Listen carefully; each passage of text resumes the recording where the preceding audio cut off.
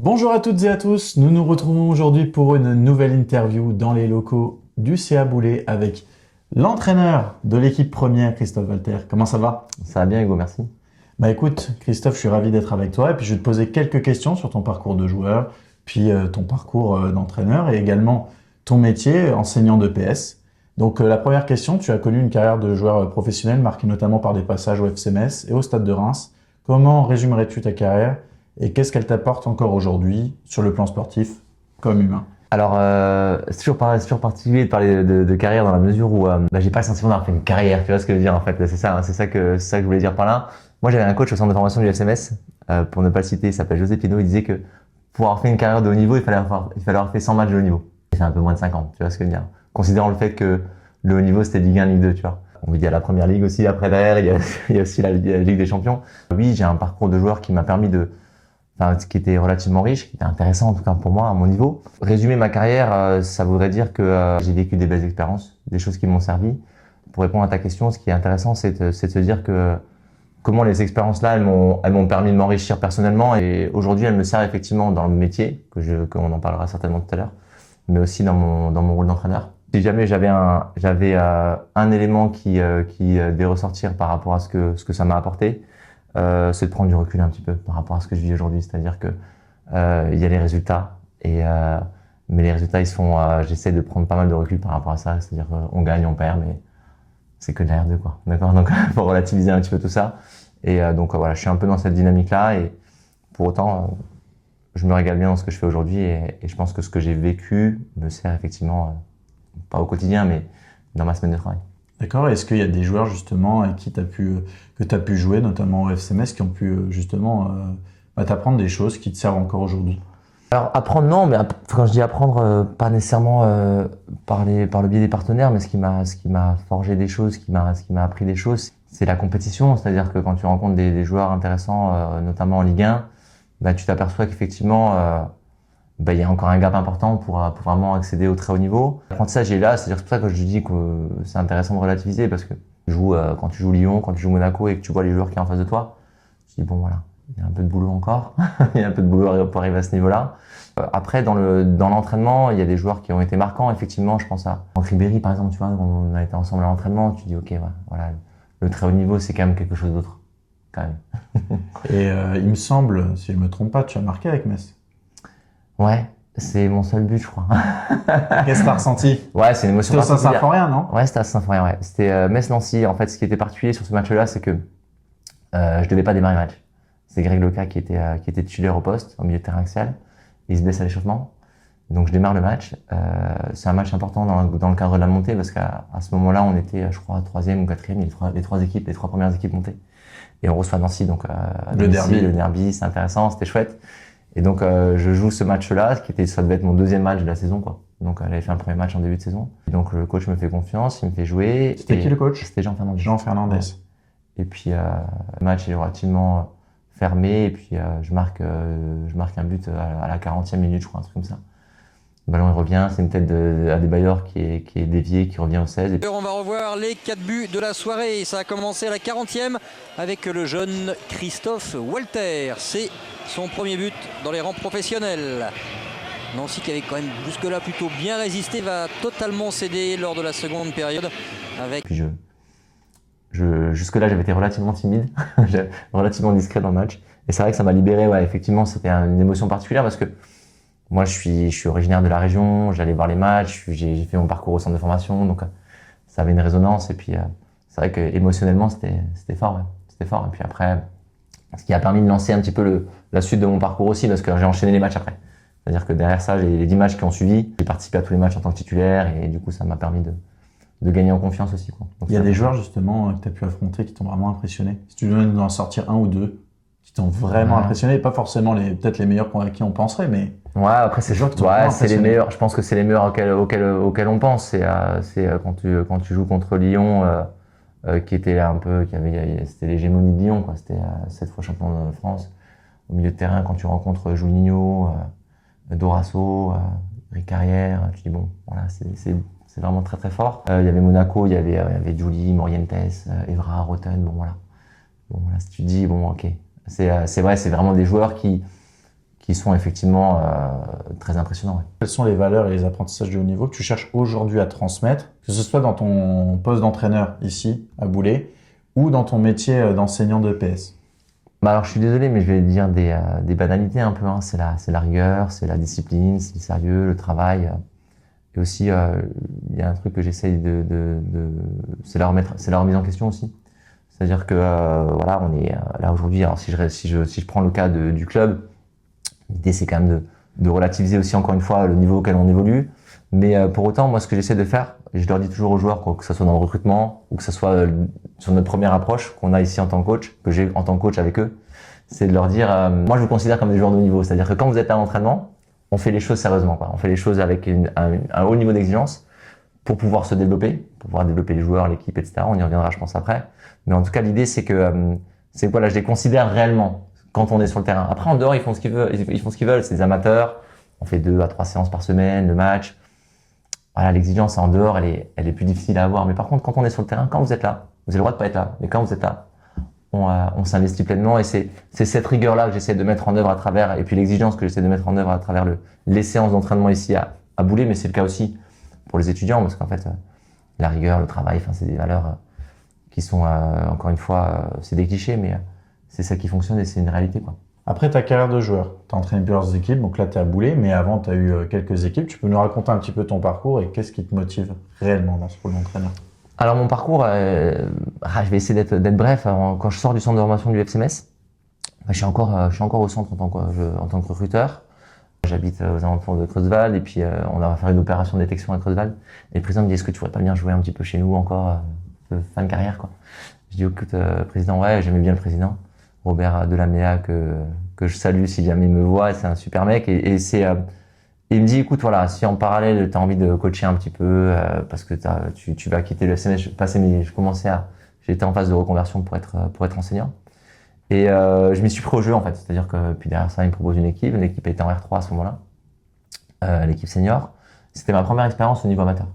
Donc c'était riche, c'était intéressant. Je suis resté, je crois, 2 ans. 2 ans, et puis après, voilà, le président, ça a changé régulièrement, le président, donc je m'y retrouvais pas forcément en termes de valeur. Donc j'ai eu l'opportunité d'aller à Merlebach, qui est un petit peu ma ville, pas natale, mais là où j'ai grandi. Donc il y avait un projet qui était intéressant, qu'on a mené à bien, parce qu'il y avait une idée de R3 de monter vers la R2. C'est ce qu'on a fait avec une promotion des jeunes joueurs, je suis assez sensible à ça, à la formation. Donc ça se passait bien, mais après je suis arrivé à un moment donné à une forme de limite, quoi. Ça n'arrivait pas au niveau des joueurs, mais au niveau plutôt de l'infrastructure.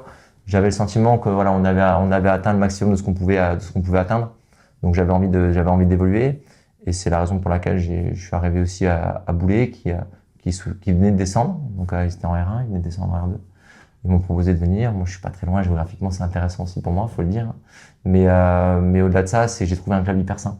C'est-à-dire et des gens extrêmement structurés, ce club-là. Donc ça m'a permis, voilà, de me dire que voilà, je continue mon parcours de coach au niveau amateur, mais dans un contexte extrêmement positif où il y a beaucoup de choses à faire. Il y a les moyens de faire évoluer les choses. Donc c'est intéressant, et c'est la raison pour laquelle je suis aujourd'hui encore ici. Ton métier d'enseignant de PS influence-t-il ta manière d'entraîner, notamment sur l'aspect pédagogique, la progressivité ou la gestion des différents profils de joueurs? Tu parlais justement de la formation des jeunes joueurs qui était intéressante. Si tu veux enseigner, entraîner, c'est enseigner, quoi. C'est-à-dire que c'est la même chose, c'est transmettre, c'est différencier, parce que tout le monde n'est pas sur les mêmes rythmes d'apprentissage.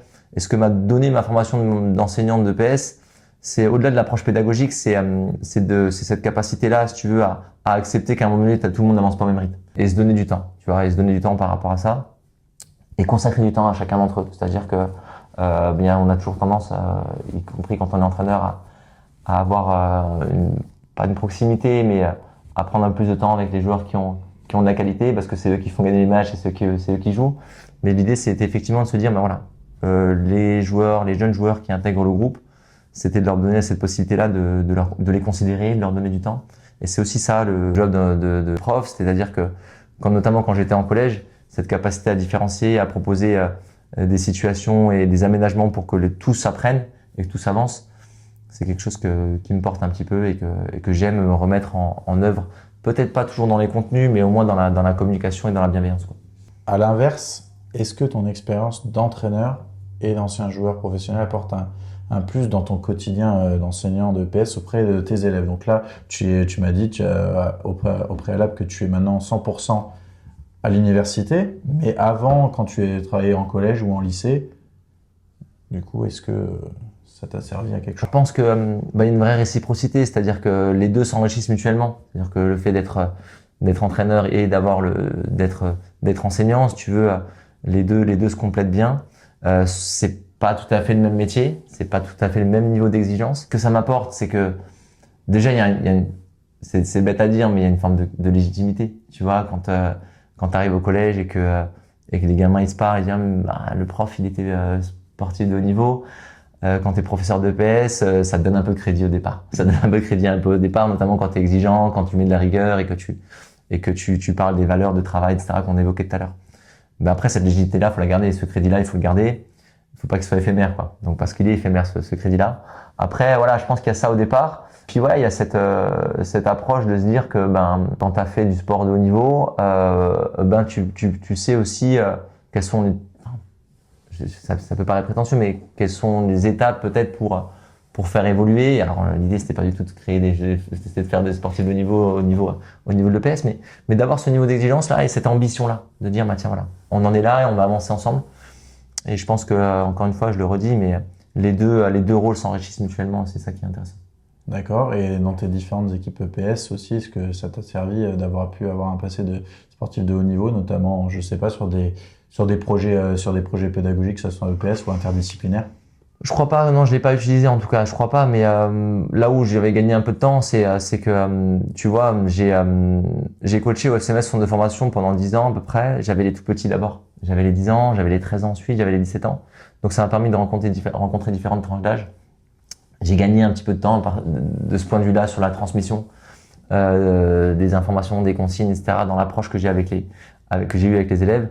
C'est plus facile, on va pas se cacher avec les étudiants. Parce qu'on a affaire à des adultes qui en plus ont fait un choix. Une orientation, c'est une orientation choisie pour la majorité d'entre eux. Et donc du coup, c'est pas le même public aujourd'hui à l'université, mais toujours est-il que ça m'a pas servi dans différents projets. C'est-à-dire que, en tout cas, je voulais pas le mettre en avant, je voulais pas l'utiliser en tant que tel. Après, c'est sûr que quand tu fais des projets UNSS et que tu connais un peu de monde avec des sportifs de haut niveau qui pourraient éventuellement rentrer dans le cadre, tu viens demander à un joueur du FCMS de venir sur une situation ou sur une autre, ça peut être facilitant, c'est sûr. Mais je voulais pas utiliser, en tout cas, j'ai pas eu la volonté d'utiliser cette casquette-là, en tout cas. Et maintenant, j'avais une dernière question. Donc, on rappelle à tout le monde, tu es actuellement entraîneur du Saboulé.